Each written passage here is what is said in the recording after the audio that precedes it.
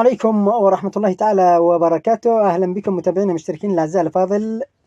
سنتعرف نحن وإياكم في هذا الفيديو على الموعد والتوقيت والقنوات الناقلة لمباراة المنتخب اليمني والمنتخب السعودي في بطولة غرب آسيا للشباب.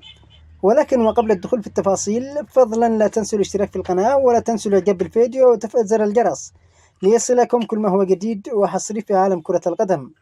وننطلق نحن وإياكم مباشرة إلى التفاصيل الكاملة للمباراة. يلتقي المنتخب اليمني المنتخب السعودي مستضيف بطولة غرب آسيا للشباب على ملعب مدينة الملك فهد. تنطلق المباراة يوم الثلاثاء القادم الموافق 27 من شهر يونيو 2024 في تمام الساعة 9 مساء بتوقيت مكة واليمن. سنوافيكم بالقنوات الناقلة للمباراة في حال وجودها إن شاء الله. فما هي توقعاتكم لنتيجة المباراة؟ وانتظرونا بملخص للمباراة بعد انتهائها مباشرة إن شاء الله. على أمل أن نلتقيكم بفيديو جديد نترككم في رعاية الله وحفظه وأمانته.